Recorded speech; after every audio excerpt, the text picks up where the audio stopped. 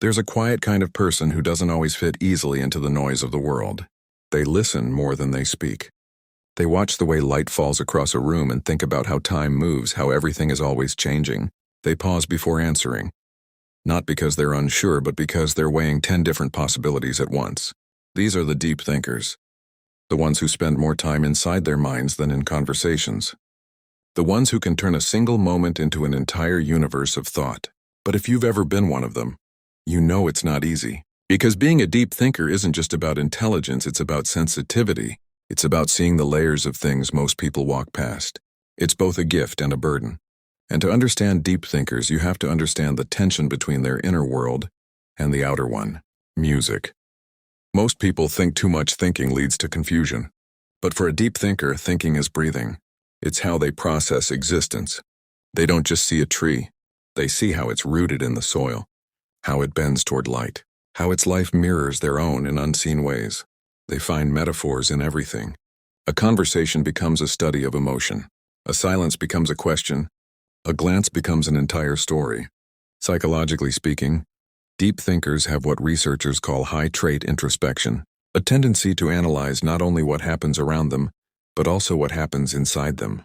They're constantly scanning for meaning, asking why not to be difficult, but because why feels like oxygen. This is linked to activity in a brain region called the default mode network, which is more active when we're lost in thought or reflection. It's the same network that lights up during creativity, imagination, and memory. So the mind of a deep thinker is a storm of connections constantly weaving, comparing, reflecting. But this same ability can be isolating because while others move through life reacting, deep thinkers are observing. They pause, they notice details, they think before they speak.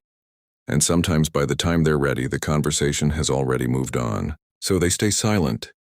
And people mistake that silence for disinterest when really it's depth. A deep thinker doesn't just want to talk. They want to understand. They crave meaningful conversations, ones that dive below small talk into fears, dreams, the architecture of the human heart. Surface-level chatter feels exhausting to them, because while most people swim in the shallows of daily life, deep thinkers are diving for pearls in the ocean floor of thought. But that depth comes with a price. It often makes them overthink. They replay events, dissect every sentence, wonder what someone meant, wonder if they said too much or too little.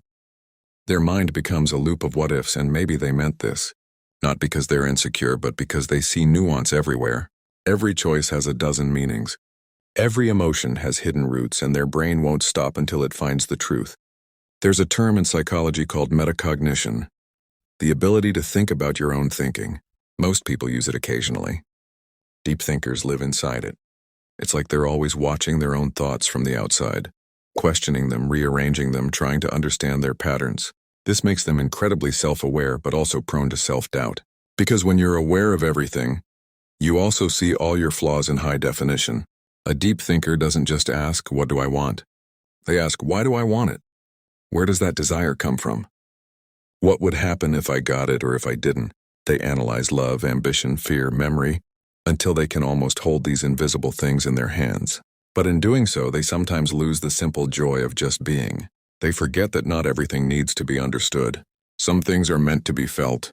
You'll often find deep thinkers walking alone, headphones in, not because they're lonely, but because solitude is their native language. They need space to breathe, to process, to untangle thoughts that others don't even know exist. They are people who can feel deeply while appearing calm. Their emotions move like quiet waves beneath the surface, unseen but powerful. They might sit in a cafe staring at nothing, but inside their head they're replaying the moment they said something 10 years ago and wondering what it revealed about who they were then. This isn't self-punishment, it's analysis. Deep thinkers don't judge themselves as much as they try to map themselves. They're trying to draw the geography of their own mind to know where each feeling lives, and that can make them appear detached from reality, when in truth they're simply trying to see it from every possible angle. One fascinating thing about deep thinkers is that they often experience what psychologists call existential thinking. That's when you don't just wonder about your life, but about life itself, about time, purpose, morality, consciousness, questions that don't have easy answers. And that's what sets them apart from ordinary overthinkers.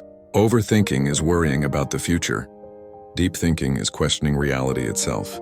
It's the difference between anxiety and awareness. But here's where it gets paradoxical. The same mind that can see patterns in everything can also create illusions that don't exist. Because when you think deeply, you can connect anything to anything, and sometimes that web becomes a trap. They might read too much into silence, assume meaning where there is none, or turn simple things into philosophical puzzles that never resolve. It's like having a microscope that's too powerful. You start seeing things that weren't meant to be seen so closely. Still, it's that same depth that makes them incredibly creative. Many of history's most influential thinkers, Einstein, Da Vinci, Jung, were deep thinkers. They saw the invisible threads that connect ideas. They looked at problems from angles no one else did. Because when your mind never stops asking why, you eventually stumble upon answers that others miss. But in modern society, deep thinking isn't always celebrated. We live in a world that rewards speed, productivity, and certainty. Pausing to reflect can look like hesitation. Silence can look like weakness. Complexity can look like confusion. So deep thinkers often learn to hide their depth, to fit into a world that moves faster than their mind does. They nod along in conversations even when they disagree. They smile politely while their thoughts wander galaxies away. And after everyone leaves, that's when their real dialogue begins inside their own head. There's a loneliness in that kind of inner life because deep thinkers often crave connection, but only the kind that feels real. And genuine connection requires vulnerability, but not everyone wants to dive that deep. So deep thinkers stay guarded. They become selective, observing quietly until someone shows signs of depth too. Only then do they open the door. And when they do, it's not halfway. It's all the way. They'll tell you their fears, their hopes, the things they don't even tell themselves out loud because deep thinkers don't do halfway hearts. But that vulnerability can backfire because when you see the world in shades of gray, you expect others to as well. You assume people mean what they say, that honesty is the baseline, but not everyone operates from that depth. So when reality doesn't align with their expectations, it hurts more. Not because they're fragile, but because they've invested so much meaning into everything. To a deep thinker, even a small betrayal feels cosmic. Even a brief kindness can restore their faith in humanity. Everything matters, and that's the double-edged sword. For deep thinkers, every thought is alive. Every emotion echoes.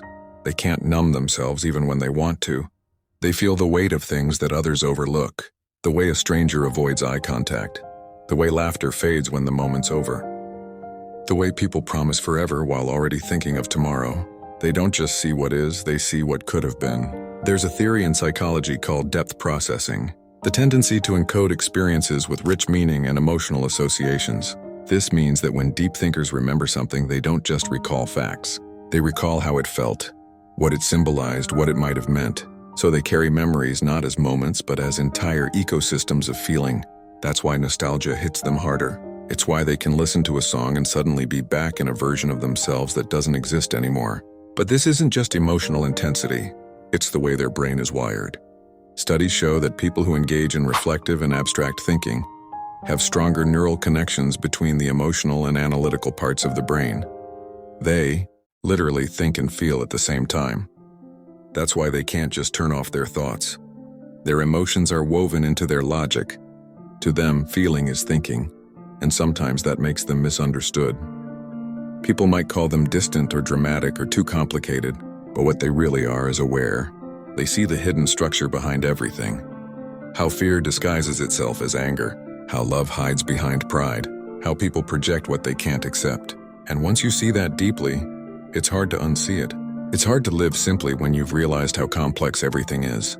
Deep thinkers often struggle to be present, not because they don't want to be, but because their mind exists in timelines.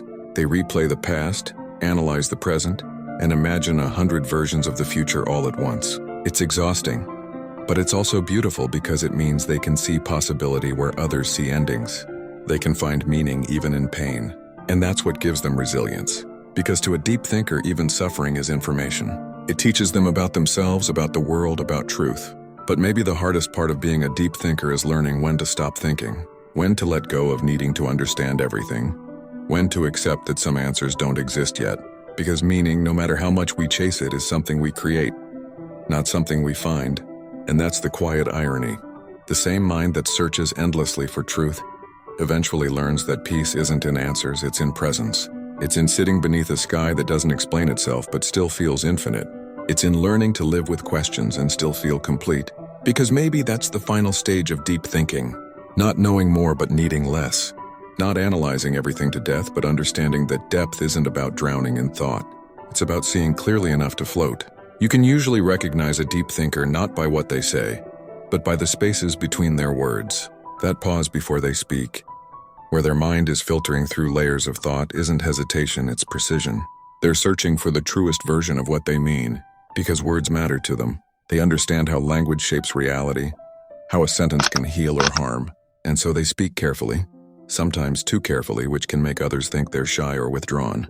But the truth is, they're listening to everything. The tone, the subtext, the silence between sentences. Because to them, communication isn't just about what's said, it's about what's felt. Psychologically, this kind of awareness is tied to high empathy and pattern recognition. Deep thinkers are constantly reading emotional data. They notice micro-expressions, subtle changes in voice, tiny shifts in energy that reveal what someone's not saying out loud. That's why they can often sense when something is wrong, even when no one else can. It's not magic, it's attentiveness.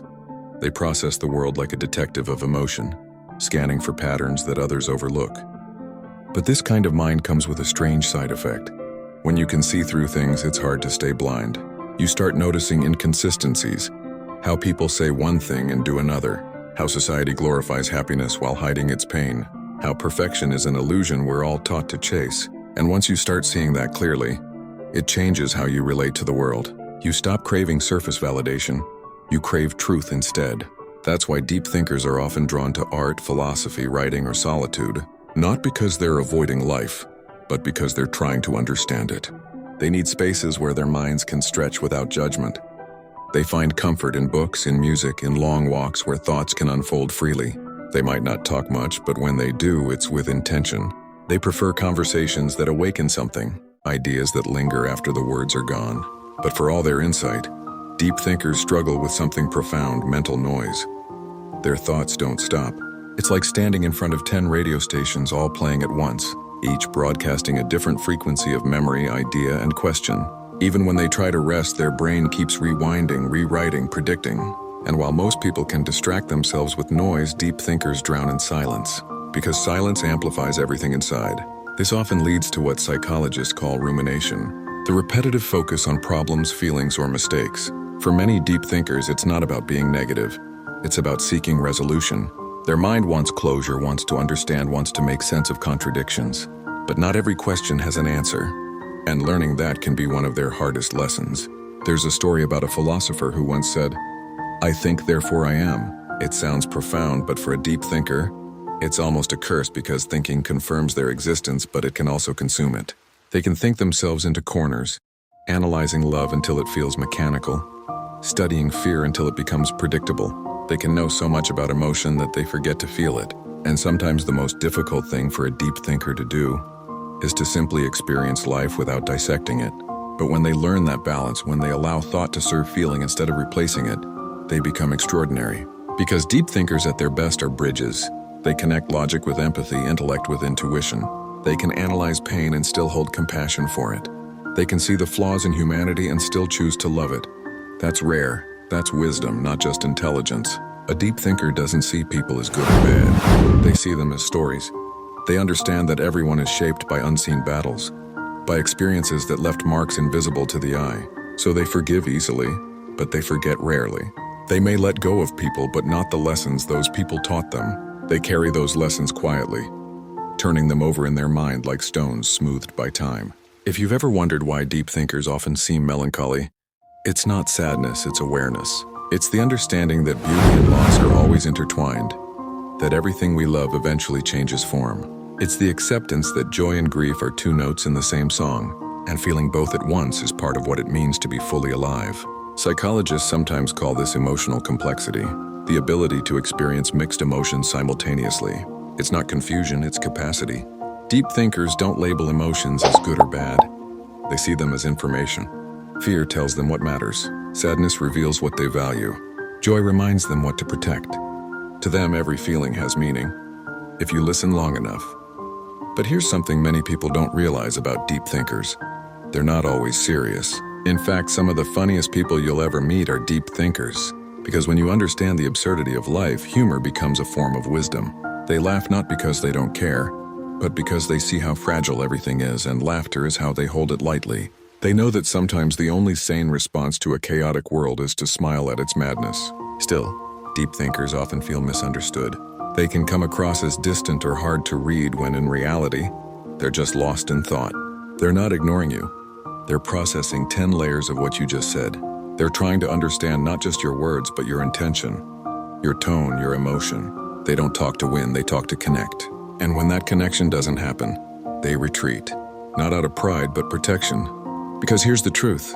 Deep thinkers feel deeply. They might appear calm on the outside, but inside emotions swirl like a storm beneath still water.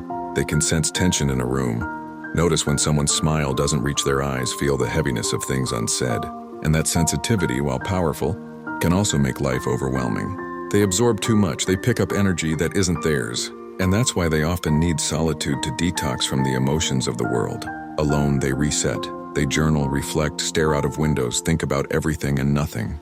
And in that quiet, they find themselves again. It's not loneliness, it's restoration.